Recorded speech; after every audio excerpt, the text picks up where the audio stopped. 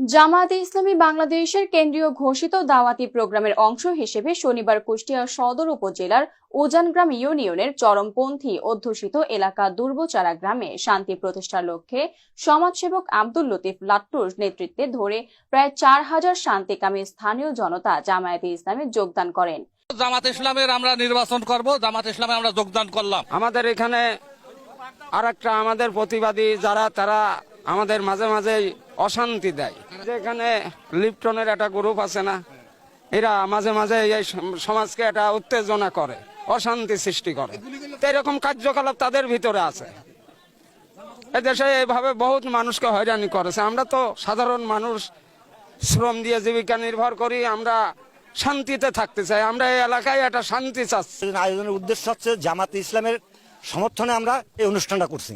আমরা জামাতে যোগ দিলাম এই কারণে, বিএনপির কিছু লোক আছে সন্ত্রাসী পোষতেছে, যেমন লিপ্টন বাহিনী, এদেরকে বিএনপির লোক পোষতেছে, যার কারণে আমরা বিএনপি থেকে সরে আসছি। আমরা সন্ত্রাসীর সঙ্গে কোনো সংযুক্ত রাখবো না। গ্রামবাসী সবাই আসছে, সামান্য দুই একটা লোক, তারা মানে তাদের কারণেই আমাদের দেশটা অশান্তি, তারাই এগুলো করার কারণে আমরা সবাই একত্র হয়ে জামাতে যোগ দিয়েছি। এই কারণে যে দেশটা আমরা শান্তিতে চাই, আমাদের দেশটা আমরা শান্তির সাথে সবাই মিলেমিশে থাকতে চাই, এই কারণেই আমরা এই সমাবেশটা করা। আমি অন্ধত্ব বরণ করেছি সন্ত্রাসের হাতে এই 5 গ্রাম ব্রিজ করতে করতেই। তো এই সন্ত্রাসের ব্যাপারে আমি বলতে চাই, এই অঞ্চলের মাঠে ঘাটে অনেক আর্মসের রাজত্ব আছে এবং এই আর্মসগুলা সাধারণত সামাজিকভাবে সামাজিক দলের লেজুর ভিত্তি করে অনেক সময় ব্যবহার হয় এবং রাজনৈতিক ব্যানারে ব্যবহার হয়। তাই মনে করি এখানে হয়তোবা কোনো সামাজিক বা রাজনৈতিক ব্যানারে এটি ষড়যন্ত্রকারী হিসাবে ষড়যন্ত্র করে হয়তোবা এগুলো সৃষ্টি হয়েছে। তা আমরা এই ব্যাপারে সজাগ আছি এবং প্রশাসনের সাথে আমরা যোগাযোগ রাখছি, উপরমহলে যোগাযোগ রাখছি, জনগণের সাথে সমন্বয় রাখছি। তবে যারাই এগুলো গুলি করে থাকুক তাদেরকে চিহ্নিত করে বের করে তাদের বিরুদ্ধে আমরা অচিরেই শাস্তি গ্রহণ করার জন্য এবং যেখানে পাওয়া যাবে সেখান থেকে ধরে ধরে প্রশাসনের হাতে দেওয়ার জন্য আমরা সিদ্ধান্ত গ্রহণে যাচ্ছি। ইসলামের একজন সমর্থক হিসেবে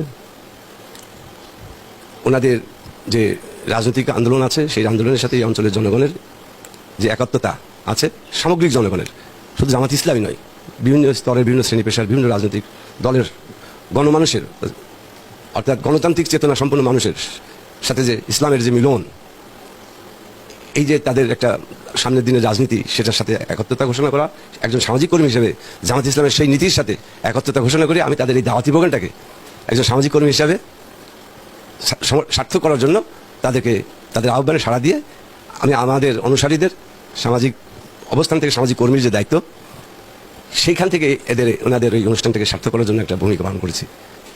এই নাটকটা হচ্ছে যে একটা সন্ত্রাসের বিরুদ্ধে যে একটা সামাজিক আন্দোলন গড়ে উঠেছে এই অঞ্চলে। এই কেন্দ্র ঘোষিত সারা দেশে গণসংযোগ পক্ষ চলছে, এই পক্ষের ধারাবাহিকতায় আজকে আমাদের কর্মীরা অত্র গ্রামের বিভিন্ন এলাকাতে ব্যাপক দাওয়াতি কাজ করেছে, গণসংযোগ করেছে, মানুষকে দাওয়াত দিয়েছে সংগঠনের ছায়াতলে আবদ্ধ হওয়ার জন্য, একটি ইনসাফপূর্ণ সমাজ প্রতিষ্ঠার জন্য।